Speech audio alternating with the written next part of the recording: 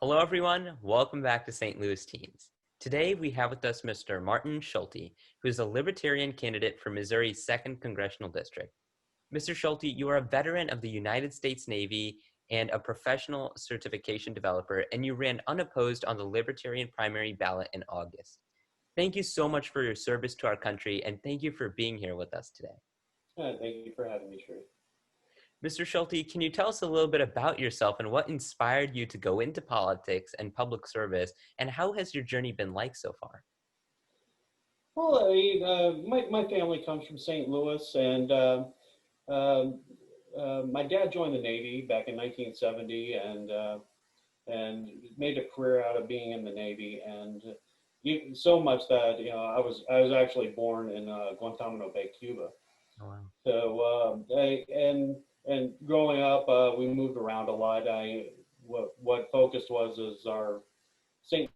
Louis was always the place that we went to, and this is where my family is. A lot of good childhood memories came from making the treks from wherever we were. So as I grew older and became more to myself, I joined the Navy myself, and I did almost 24 years.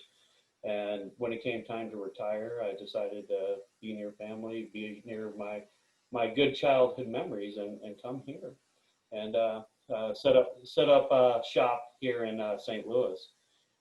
As far as getting into politics, I was always raised to be active, be knowledgeable in politics, and understand the relationship between yourself as the individual and the government. And once I got out of the Navy, without that Hatch Act, which kind of prohibits political activity, I was able to do something and be a part of something. And the Libertarian Party, with its emphasis on individual rights and holding the government in check, is a very appealing concept to me, an ideology that I like to follow. But it's been a great journey. I can tell you, I've failed, I've succeeded, and it led me up to here now and talking to you. And as someone who has been involved with the political landscape now, what would you say is your favorite part of the political landscape? I think with coming into the political landscape, but really into the theater of politics, the one thing that everybody will agree on is that we enter into the realm of politics for people, and even a smaller candidate that's like us, the Libertarian Party, that doesn't get much votes in the polling places, but we do have a voice. People do talk to us, and there are people that have problems and have a different problem set in life, and have legitimate concerns, and being able to hear those people and other perceptions of how life is very eye-opening for anybody that really wants to do something and help people. And you talked a little bit about being that third party. In what ways do you believe that being a third party and not a part of the traditional two-party system can provide a better solution to some of our current problems that we're facing? Yeah, and I think that's a thing that's happened in modern times. We talk about a traditional two-party system, but like say Abraham Lincoln was considered a third-party candidate when he was elected, and going to John Fremont, we go to the earlier politics of the Whigs and the Democratic Republicans, and they get into the anti-federalists and federalists. A lot of concepts and ideas have always been considered radical until they're implemented. Anti-imperialism, going against the king. We talk about abolition, which was a radical idea. Any type of suffrage, whether it's lowering the suffrage age or women's suffrage, or allowing other people to vote, and allowing all citizens to vote. These were all radical ideas, and the purpose of a third party isn't just to defy the government or say, hey, this is the only way to do things. But we have basically a different perception on how how things should be run as a government. Where if we talk Republican and Democrat, we're talking left and right, and on there, we talk about libertarians, we talk about individual rights and power to the government. So, and that's a totally different concept with making policies. So when you're looking at a libertarian, you're looking at somebody that's making policies that are more centric on individual rights, where sometimes when that policy making starts drifting down towards more government power, and with somebody saying, hey, we need to stop that. I mean, that's where we come in as a third party, as libertarians. And what would you say is your overall vision now coming in for District 2? The great thing about District 2 is there's many different types of people. You have people that are well off, people that are middle class, and people that do need help. And creating policies in order to have a rising tide, as JFK said, a rising tide lifts all boats. Having the ability to elevate people, and and it's not just about giving people enough to live on, but providing an environment where opportunity and that self-drive can actually flourish, and everybody can be a part of what can be the potential of being great. And Mr. Schulte, you talk a lot about our current runaway spending and budget crisis and your concerns for the young generation that they will have to pick this up. If elected, what steps will you take, and what steps should our country take towards solving this issue?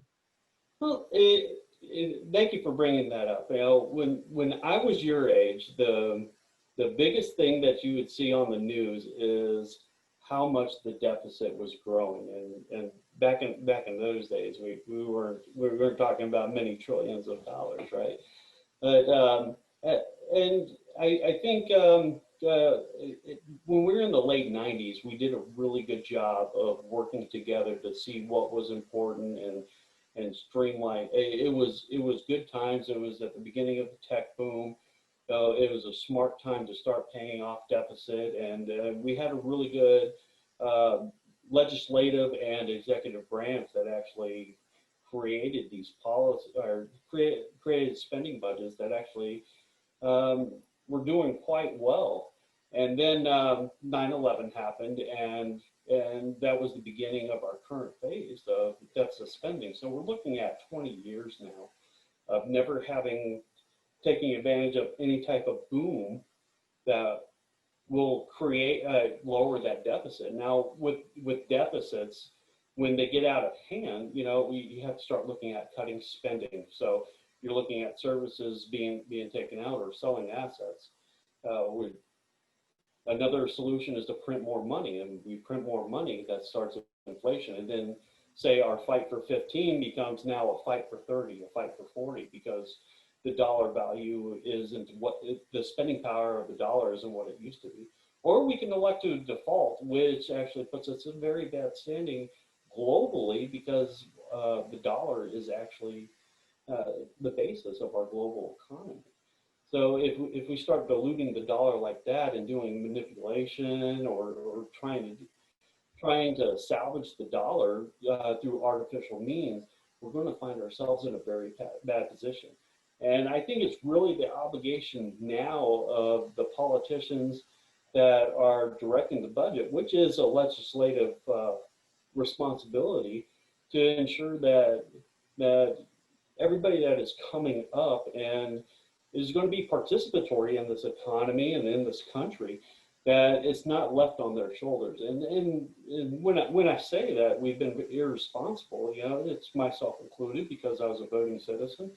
And it's not just the legislators that decided to do deficit spending. The national debt is everybody's debt.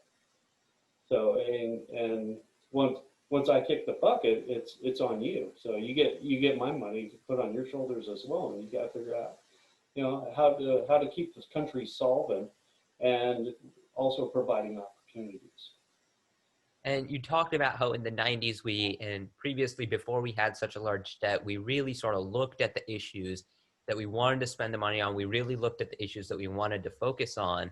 Mr. Schulte, if you are elected, what are the three biggest issues that you want to bring change to? Well, and I think we've nailed the first one, which is the discussion of why the deficit is so important.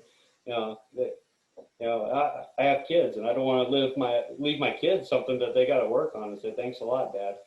And also, I think Social Security is another thing that we need to look at.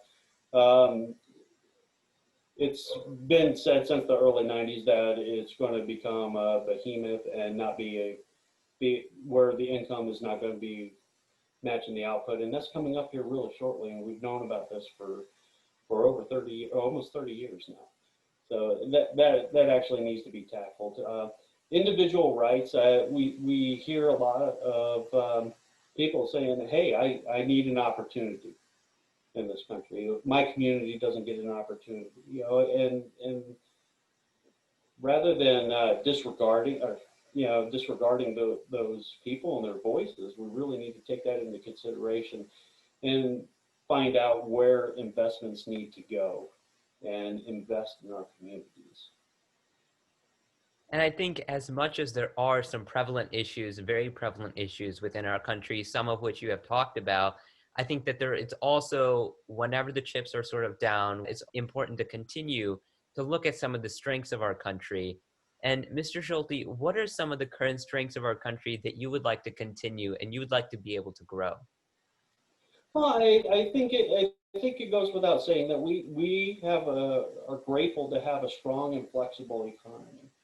And it's proved time and time again that it is definitely the power horse of the United States of America, is that having that economy. So enabling the flow of monies, which a lot of people put value into.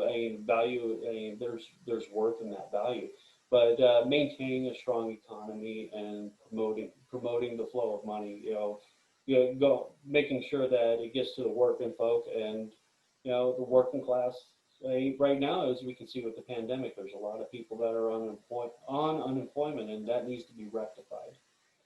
Also, very grateful for the access that we have. So there's access to a lot of things. If I want to buy a TV at 1 o'clock in the morning, I can buy a TV. So, but with that access, identifying needs and entrepreneurs like yourself, you'll be able to, identify those needs and actually having people the ability to capitalize on the monetization, creating a better life for themselves. That access right there, that's important. And you've talked so much about the future and the younger generations and the financials that they might have to be taking on in the future. And how do you think now that teens and youth who are going to be the next generation and are currently young can be more involved and be instrumental in bringing change to their future? Well, the first thing is knowledge. You have to understand what's going on, and always be critical of the policies that are coming out. You can agree with them, you can disagree with them, but always look at them with a critical eye, because it's give or take. If you put into one area, you're going to be taken from another. You can never get above 100% type of thing. So it's really important to look at things with a critical eye.